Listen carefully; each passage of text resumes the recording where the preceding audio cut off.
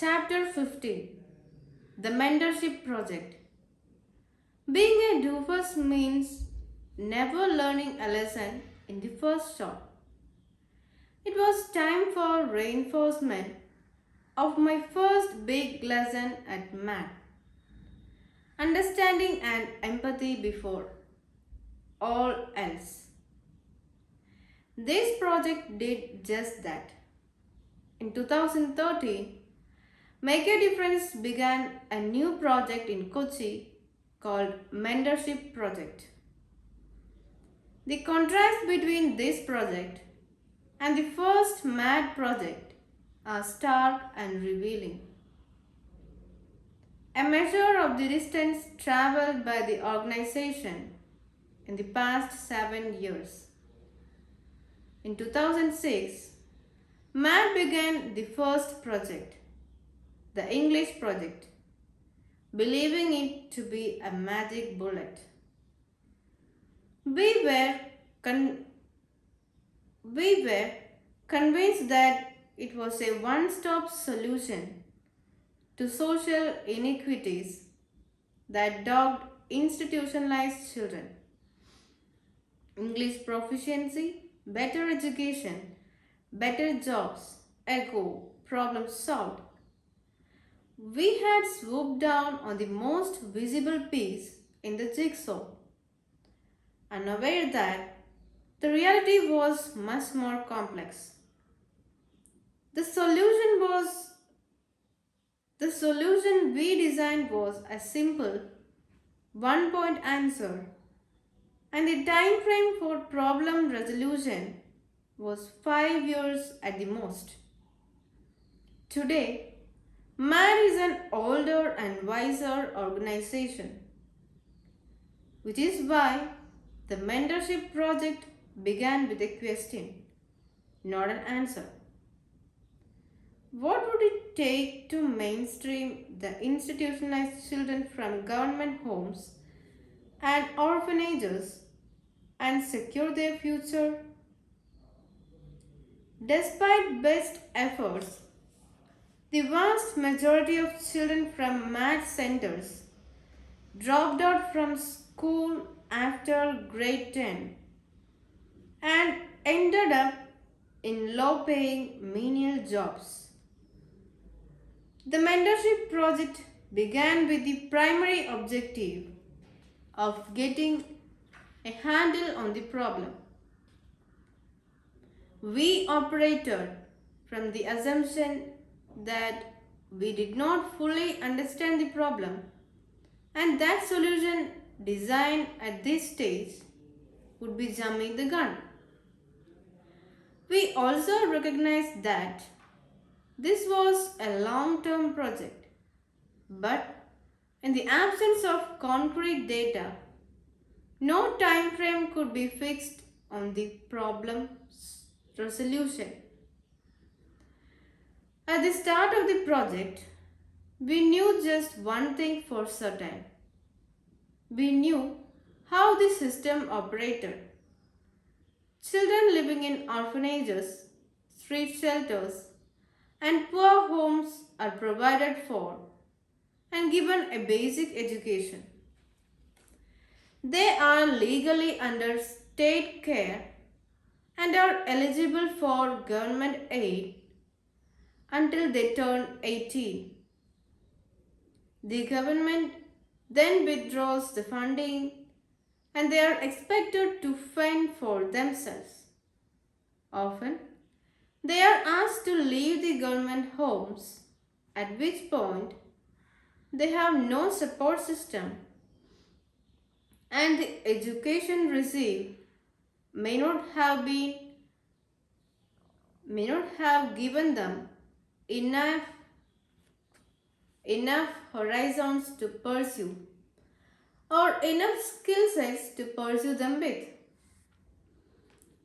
The only option available to them is menial jobs, and their lives effectively hit a dead end at this point.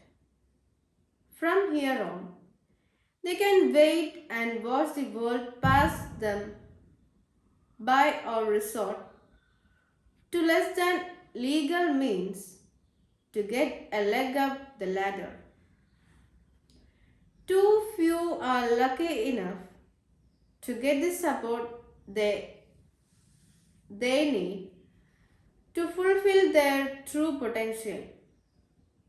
When we began the program, we knew that there was a real need to provide these children with a support system and mentors.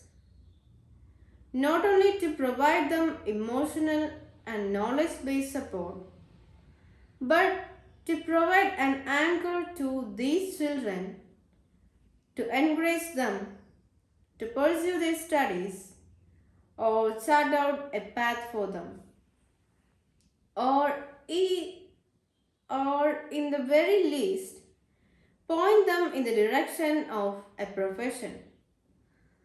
Anything that would prevent them from becoming victims of their circumstances. Everything is personal.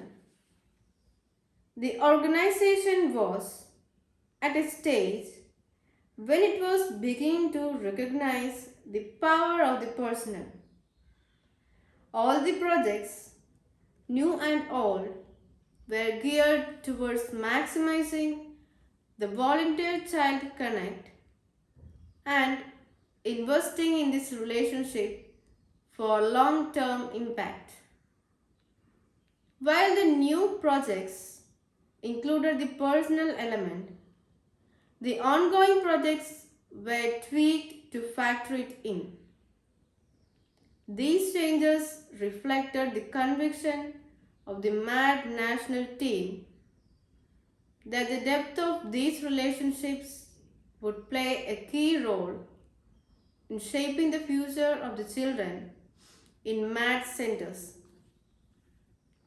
One of the most vocal supporters of this thought was Vaibhav Panvalia, who kick-started the Propel project the same year. It is the most personalized MAD program to date. A program that hinges on the concept of a MAD wingman for each child in the project. Vaibhav wouldn't have it any other way because, according to him, there is a direct correlation between volunteer-student connect and the outcome. If you look at all the good news of the year gone by, it is impossible to miss this inference, he says.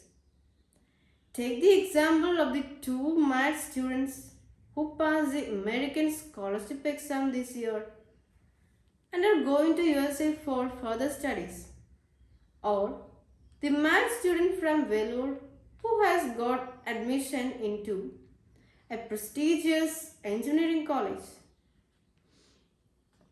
Not just any college, the same college as her math teacher or mentor. Not all these successes are a result of Propel project, but all of are a result of individual volunteers taking personal ownership of the situation. When Vaibhav analyzed these successes, what was glaringly clear to him was the role played by specific volunteers in creating the given impact. These were special people who came into the lives of these math students at critical junctures and changed the predictable future course of events in their lives. Whether it was training the students for the scholarship exam or guiding the students through career choices, in all the three cases of success, the impact was the result of individual volunteers taking on personal responsibility and hand-holding the student through the process. But even beyond these obvious cases, Vaibhav noticed that positive outcomes with regard to students were generally linked to deep personal involvement of MAD volunteers. About the same time, Vaibhav met one of the MAD students at a shelter home in Kolkata. He had a very depressing take on the impact that MAD had on his face, and it was a story that shocked Vaibhav. After battling the tough streets of Kolkata, when the boy was finally taken off the streets, he landed up at a government home which was also a MAD center.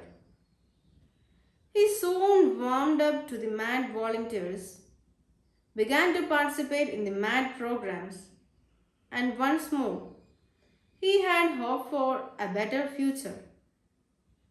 But the year entered. The volunteers changed and the programs changed. It had taken him a long while to put his trust in MAD and open up to the volunteers, and now he was lost.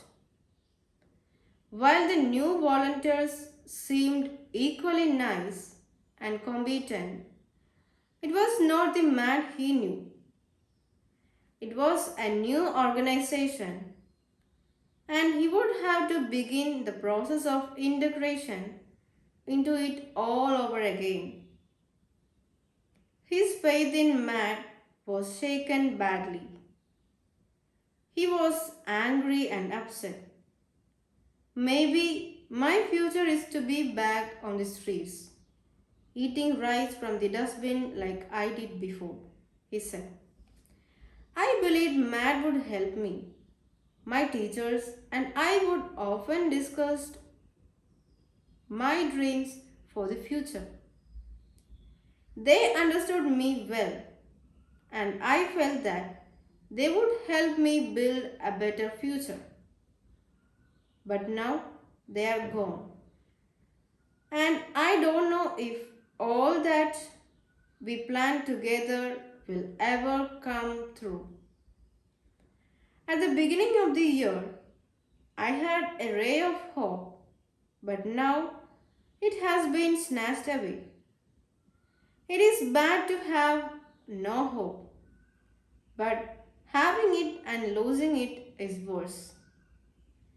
Vaibhav was staggered to have a child under the MAD watch, believed that he was destined to such a bleak end. And to hear that MAD was party to the state of despair. This narrative sealed his faith in the necessity of having personalized projects which moved beyond just setting up efficient processes, because too often we forget that our children make a difference exist as the volunteers and not the organization. MAT, the organization, is an obscure entity for the children. It is the volunteers who provide flesh and bones to the concept of MAT. They are not just the face of make a difference. They are make a difference, he says. One of the gaps in our programs has been underutilization of these volunteer-student relationships while designing solutions. It is this volunteer-student bond which has always been the X factor in maximizing the effectiveness of our programs. And it was inattention to this X factor that made our Kolkata student feel a sense of abandonment. Jitin concurs. This year, we are institutionalizing that X factor and weaving it into all of the MAD programs. We will group the children that we take on and ensure that each child is guided and tracked through the projects. Each MAD volunteer will not just conduct programs but also monitor the progress of the children entrusted to her or him. Somewhat like the class teacher function.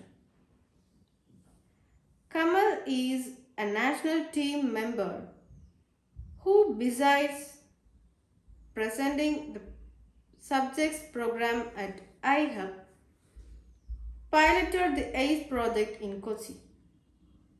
Kamal feels that mentoring is an unspoken commitment in all the MAD projects. But after working on the ACE project for grade 10 students training, I am convinced that the personal rapport between the volunteers and the students must take the center stage. It cannot just be an add-on, he explains. During the first year, while we were piloting the ACE program, we worked really closely with our students before the grade 10 exams.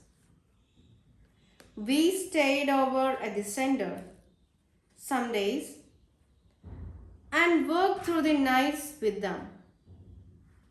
We were one big gang, intensely focused on a singular goal.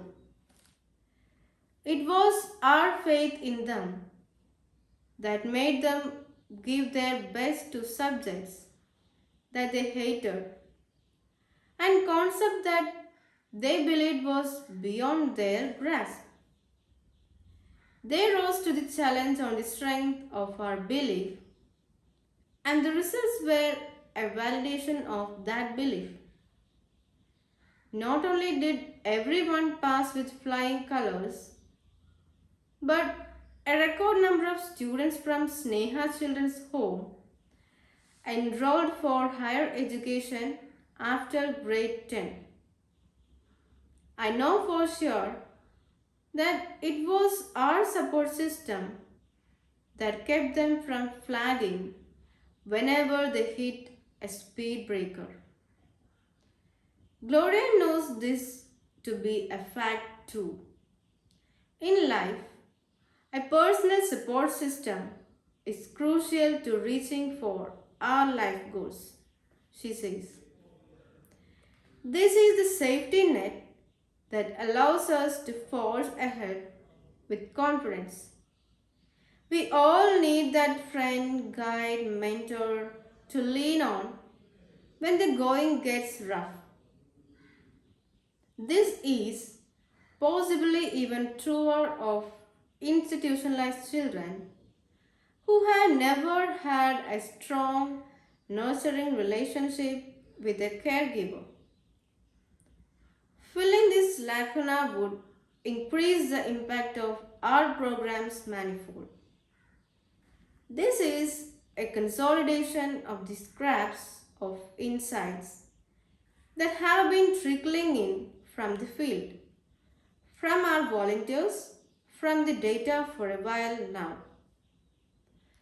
Right from the Munna episode, I think.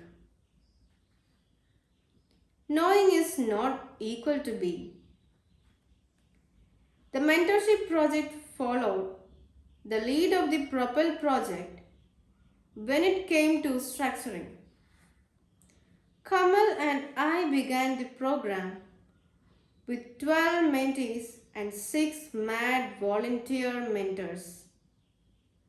All the mentees were residents of a government home who had moved out of the center after passing grade 10.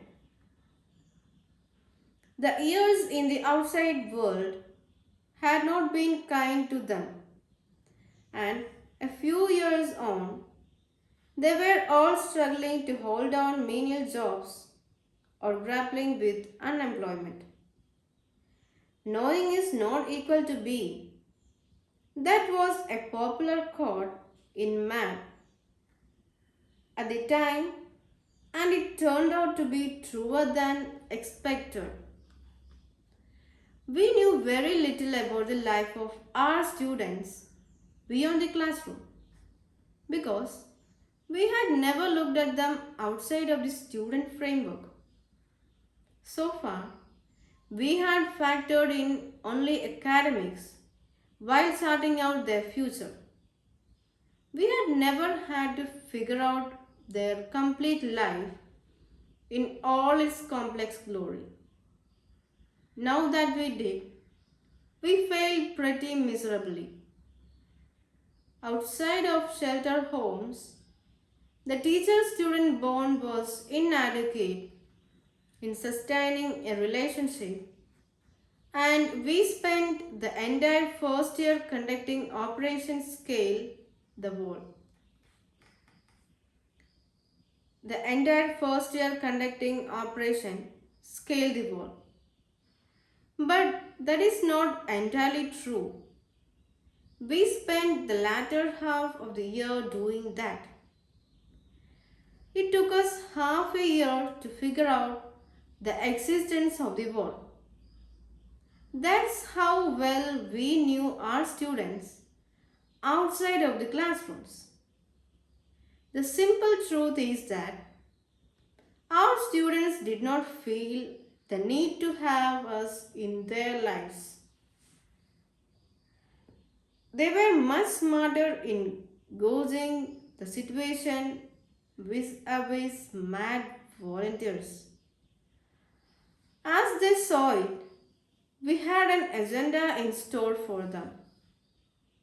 We would proceed to roll up the agenda and whack them on the head with it till they complied with the objectives. They wanted none of this. They had enough on their plate without being distracted by clueless do-gooders. It was nice when our paths crossed, but that did not happen too often. They had serious stuff to deal with, a life to balance, and we were not helping any with our aggressive intervention. When they looked at us, they did not see mentors. They saw people who did not understand or empathize. They saw prepackaged solutions and predetermined decisions. They did not see anything useful, and so they kept us on the other side of the wall. When we looked at them, we saw indecisive kids and directionless lives, and so we pushed the agenda with renewed vigor, not realizing that all our efforts were just bouncing off the wall. But of all our missteps, the worst was the ineptitude with which we handled Unnikutan.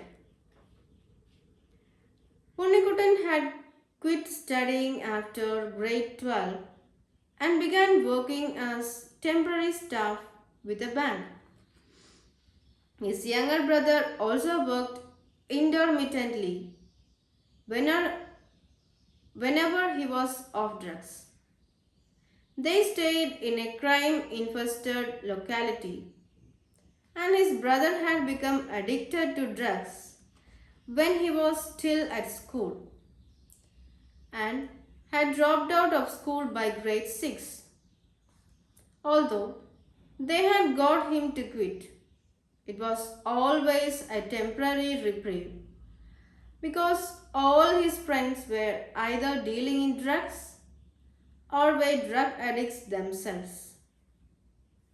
Unnikutan's father was an alcoholic who spent his time veering between the nearest bar and home.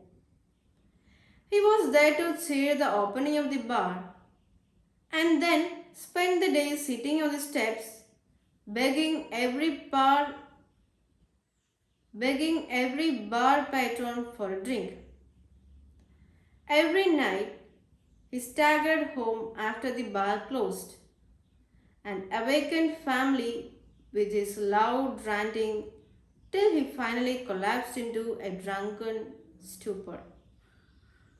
When his brother was on a high, it turned into a pitched family battle that brought the neighbors into the fray. His mother was a mute bystander, too frail to intervene in any meaningful way. 2 years after he began working at the bank, he lost the job. The bank would not extend his tenure because that would have put pressure on the bank to regularize his employment. So they simply sacked him and took on the next boy in line. He then worked with an event management com- He then worked with an event management company doing odd jobs for them, including decorating the marriage house. It was difficult to pin down Unnikutan because he was always on a job out of town. When I finally met him, he told me why. I tried to take as many out of town jobs as possible.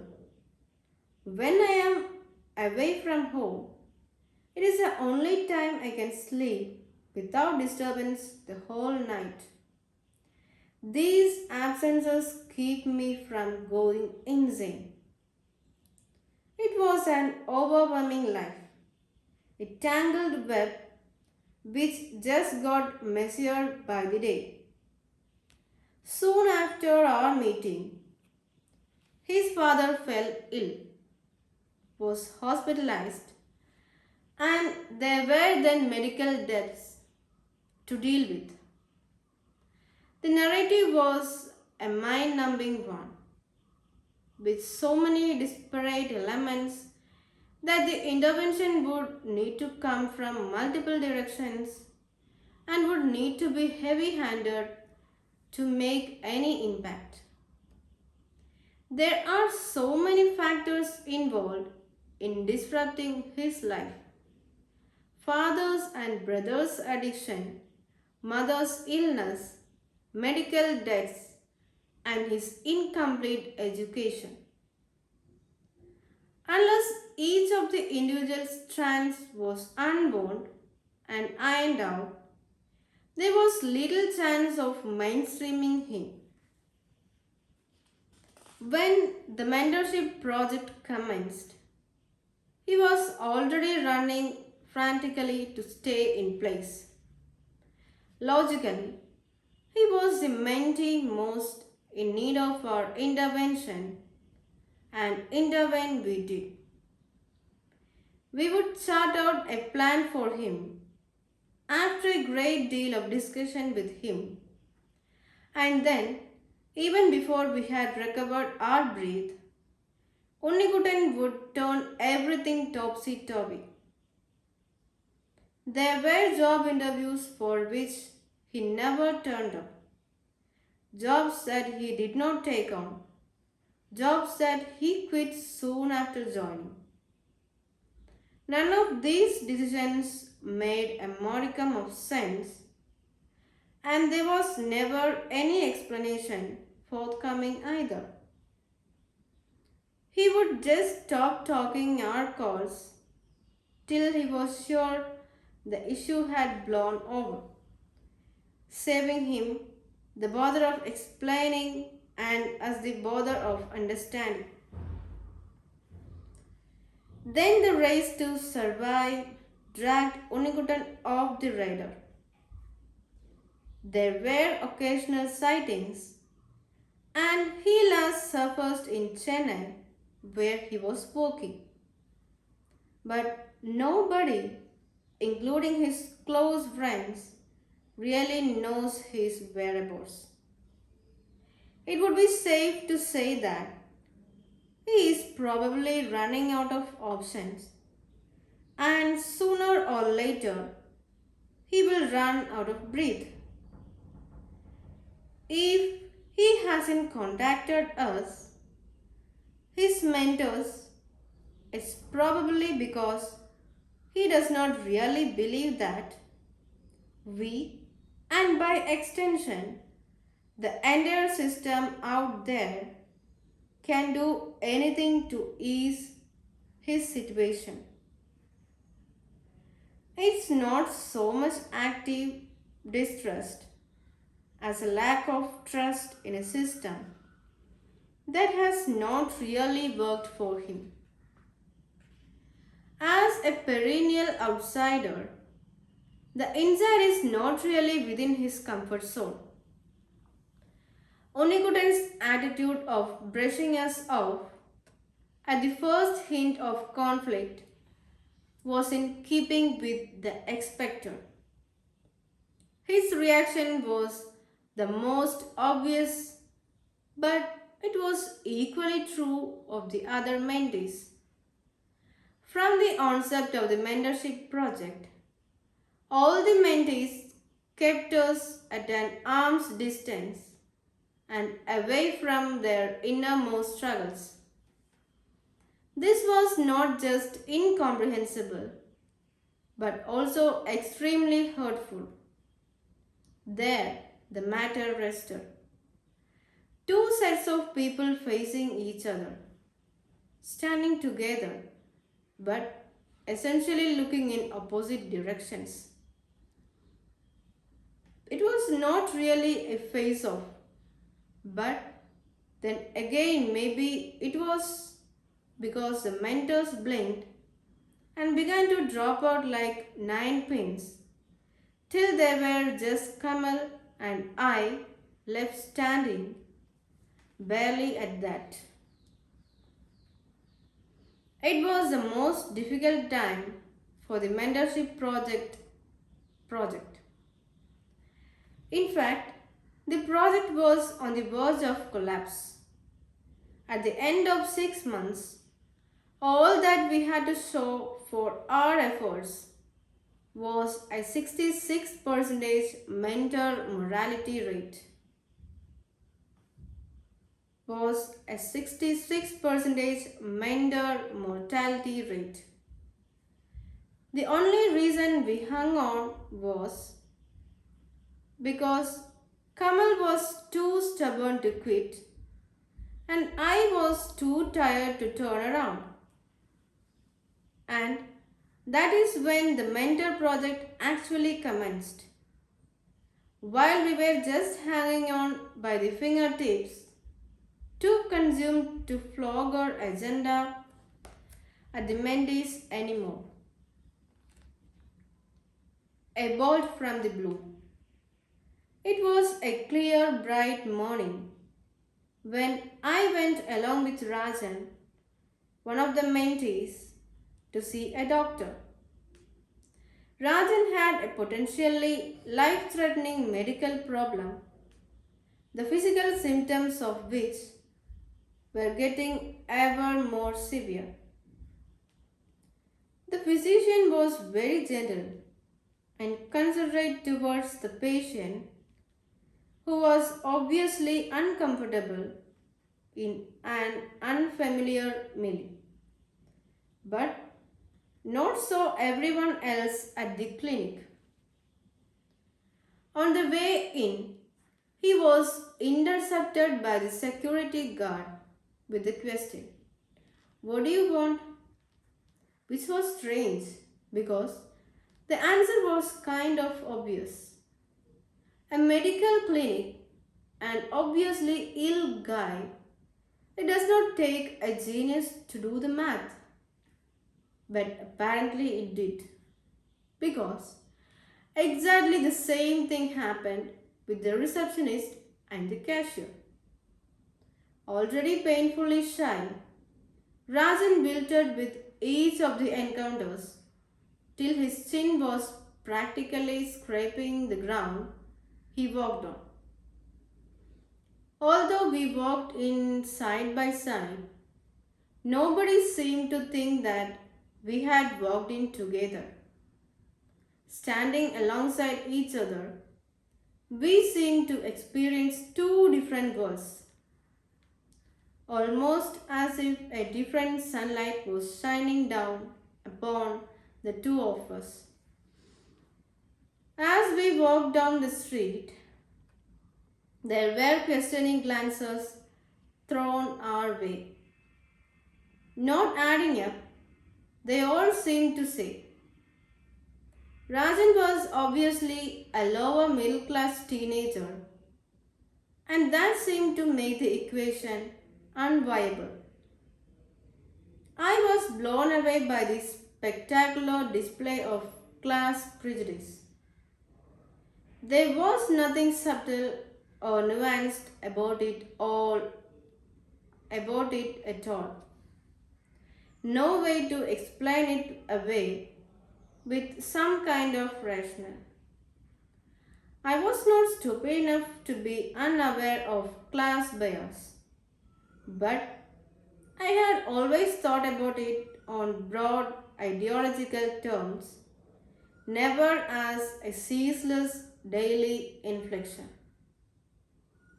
But the day was not done with me yet. As we turned the corner, Rajan fell behind, and before I knew it, a man stopped him with a hand to his shoulder. He had a large, bulging bag with him, and pointing to it, he began whispering to Rajan. I went back and grabbed Rajan, and we walked away quickly. Do you know him? I asked. No, he shook his head vigorously. What did he want? He just shrugged in reply. I could see that he knew, but did not want to tell him. Although I had no idea of the details, it was obviously something unsavory. And the man or someone like him would be back again. Rajan was too lucrative a target to let him slip away. Rajan was in a classic catch-22 situation with his illness and unemployment. He needed a daily dose of high-priced medication to keep him symptoms at bay, but he could not afford it because the severe debilitating effect of the illness had ejected him from the employment market. And so it went. No job, no money, no medicine, no recovery, no job, no money. Rinse and repeat. His mother was a single mother running a home and educating his two sisters on the meager salary of a daily wage earner. She certainly could not support his medical needs, and so Rajan was left to fend for himself. The vultures had begun circling, and it was not long before he would take the only route open to him. The only surprise lay in the fact that he had resisted so far. But a few months later, when the picture became clearer, I saw the same idealistic streak in most of the mentees. They saved up to provide food in a local old age home, mentored younger children from their sheltered homes, provided support to everyone within their social network, and as for their friends, they would walk to the ends of the earth for them. Despite all the differences, this is something that they had in common with mad volunteers and young people everywhere Their instincts were against the illicit and the illegal, but circumstances were often too favorable for it to be otherwise. Listening now, that unexpected bombshell got me doing what I should have done right at the start of the project. I began to listen, really listen, without the intent to resolve, judge, or even reply. And that was when the outlines of the problem began to take shape. Alongside, the bigger picture also began to emerge. The making of an institutionalized child. There was a pattern to what the boys were saying, but it only emerged when I had stilled myself enough for it to reveal itself. A picture that was loath to emerge in the ferment of reactions was clearly visible in the silences. I want to leave my house and move. Anywhere, I don't care where. I just want to move from here. My brother has been a drug addict since he was 12 years old, and my father is an alcoholic. How can things improve when my neighbors are drug dealers and liquor mafia? I love dancing and I want to be a dance choreographer.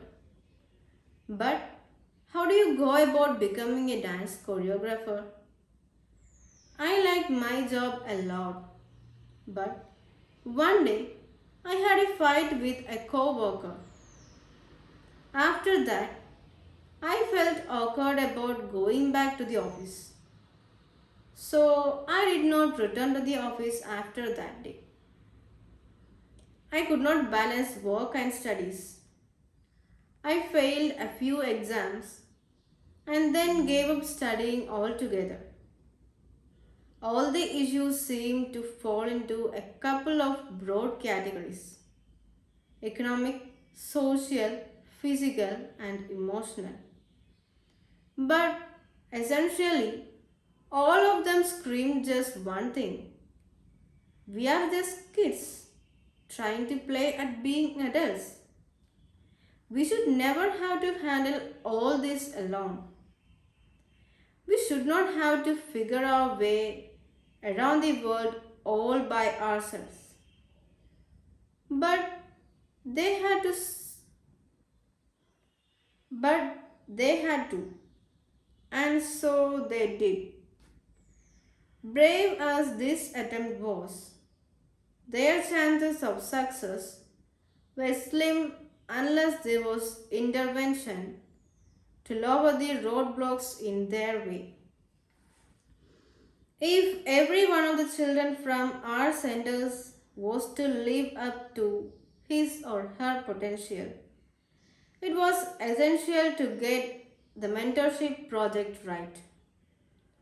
But the current model of the mentorship project was not working. The divergence between the lives of the mentors and the mentees was much too wide for a crossover. Interactions across this wide chasm were proven to be an exercise in futility.